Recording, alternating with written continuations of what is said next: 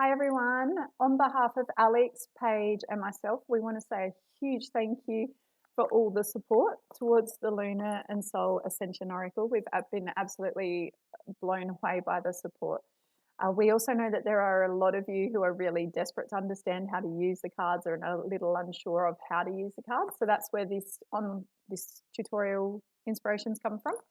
So the first thing you're going to recognize when you buy your own deck of Lunar, Soul and Ascension cards is that the cards are going to come in their own shrink wrap. They come in their own shrink wrap packaging. Obviously, this is a deck that I've been using myself, so the shrink wrap's removed. The shrink wrap has helped guard your cards and protect them from other people's energy. So it's important that you're the one that opens the card, the one that opens the shrink wrap. When you crack that shrink wrap open, I recommend doing that at a time when you're on your own and you can be relaxed and at peace. And so crack open that shrink wrap and then hold these cards to your heart and just picture a beautiful golden white light around you or a beautiful white light and just ask these cards to help guide you to the information of your highest good. Okay, because oracle cards form a bridge between the spiritual world and the physical world. They're helping the spiritual world and whatever you believe in, that higher power, helping that higher power give you a tool to communicate the messages that you need to know. So when we attune the cards by opening them from the shrink wrap, hold them to your heart, anchor them in close, picture that beautiful white light surrounding you or the golden light. Ask these cards to help guide you to the information of your highest good. You might even want to call on whatever you believe in. I'm not here to preach to whatever you believe in, but pray to whatever that higher source is that you believe in to help guide you to those messages. Okay, so once you've attuned the cards, you're ready to start using them. Other tips for attuning the cards you may like to, before you do your first reading, just start moving each card through your hands, imprinting your energy on the cards.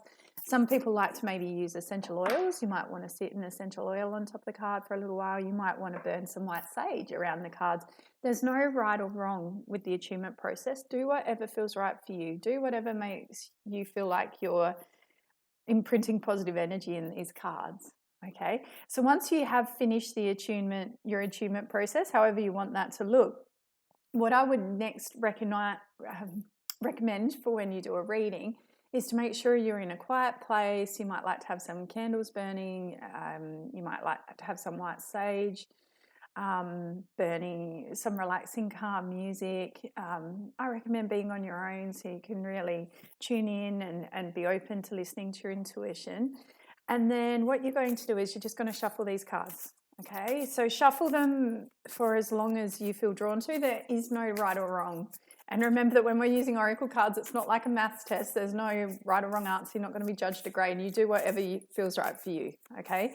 And these cards are helping us to learn how to trust our intuition. And that's exactly what we're doing now with this process. We're learning how to trust our intuition.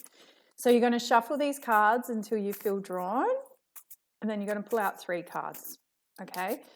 And what spread we are doing now is actually documented in your little guidebook, as is the attunement process, okay? If you want more information on the attunement process, it is written in this guidebook.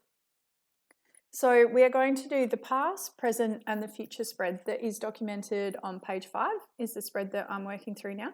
So the first card I pull is going to represent the past, the next card's going to represent the present, and the third card's going to represent the future. Okay, so I'm doing that spread right now that's documented on page 5 of that guidebook. Okay, so I'm shuffling.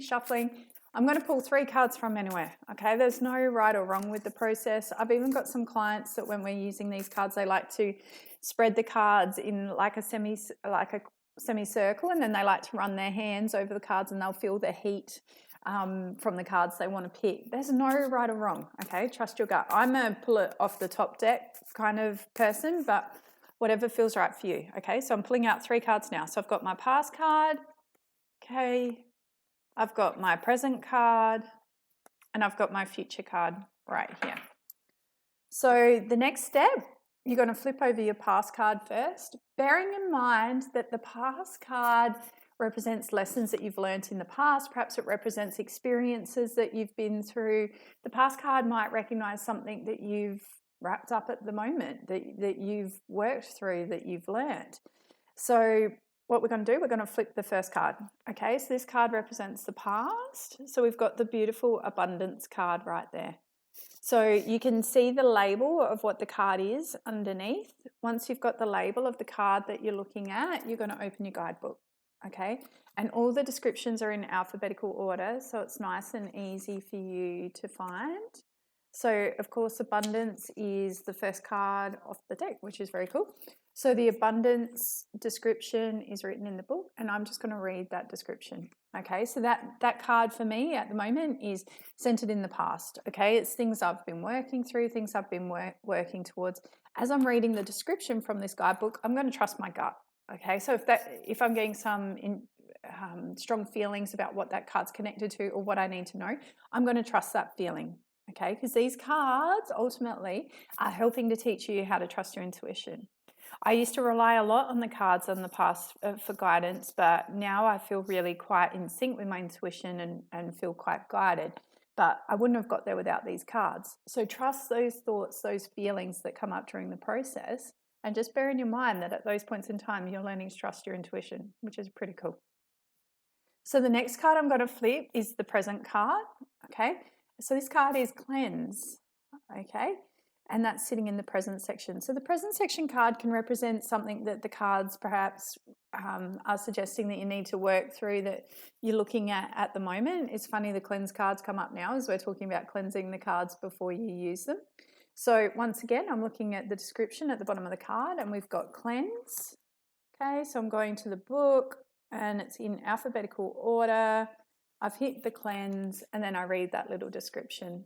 And the descriptions generally go over 2 pages.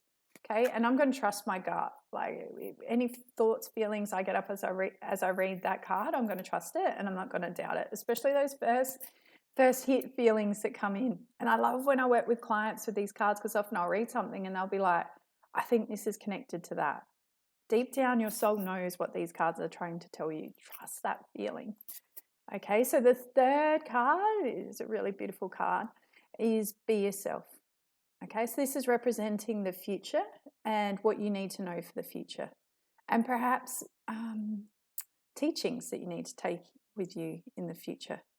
Okay, so the future card represents not necessarily what's going to happen in the future, but the intentions that you can take with you moving into the future. Okay, so once again, be yourself. I'm going to then open the guidebook and look for the be yourself in the little book. And that is your first card spread, your past, present, future. It is one of my favorite card spreads. It's one I use in my clinic all the time with my clients. Another card spread that may help you is if you're feeling a little overwhelmed and just want some guidance connected to relationships, career, health, or anything like that. You might just want to, and you want a real simple, quick guidance, think about what it is you want guidance with. So if it's like, okay, can I please have guidance connected to this relationship? Can I please have guidance connected to my career path? Just shuffle while thinking that intention. Pull out one card when you feel ready. Okay. Once again, they know the messages. I've pulled out the same card once again. That's really common. They will keep pulling out the same card until you get the message. So another important tip that I wanted to share in this video is you are more than welcome to do card readings for other people. In fact, we welcome you to do card readings, give guidance to other people. If the person can't be with you in the room during the time, I think it's important that you are thinking about them while you're shuffling the cards. Otherwise, you're going to pull up your own stuff. Okay, so think about the person that you want to do the reading for and just think about them and what they need to know while you're shuffling. Otherwise, you're going to pull in your own energy. Okay, when I'm working with clients, and you can do this with your friends as well, I actually hand them the cards. Okay, hand them the power. Okay, they're the ones that want the guidance. If they're in the room with you then, hand over the card. Let them do the hard work. You know, let them imprint the energy. Then we know the reading's really for them. So they will shuffle the cards, okay, and teach them what I've just taught you now when they do the reading, to think about what they want guidance on, okay? And then once again, they can do the same thing. The past, present, future spread, they can just pull out one card, guide them through the process. There are a variety of different other spreads you can use. I've got a friend that on New Year's Day every year shuffles a card and then pulls out 12 cards to represent the next 12 months of the year. I had a client that messaged me the other day on receiving her Lunar Soul Ascension deck that did that for the next 6 months of the year, okay? They're so versatile. There's no right or wrong. There's a lot of different other spreads. Sometimes when you're doing the past, present, future spread, you can also pull out a fourth card, which sits at the top, and that becomes your outcome card as well. Okay, but if you've got questions connected to how to use the Lunar Soul Ascension deck, if you would like more video tutorials like this, please contact myself, Alex Page. We're more than happy to help you guys out. We want people to be using this tool. We're passionate about this tool. Oracle cards have really helped me when life's had me on my knees, and I'm really hoping that these cards can help you all when you need guidance. Alex and I deliberately wrote the cards so that they contain messages that we know we wish we heard on difficult points of our journey, and they're here to be so that these cards can whisper that guidance in your ears when you need it as well. So thank you so much once again for supporting the Lunar and Soul Ascension Oracle. We've been overwhelmed with support. We can't thank you all enough. Please hit me up with questions or if you'd like to know more information. And yeah, thank you so much.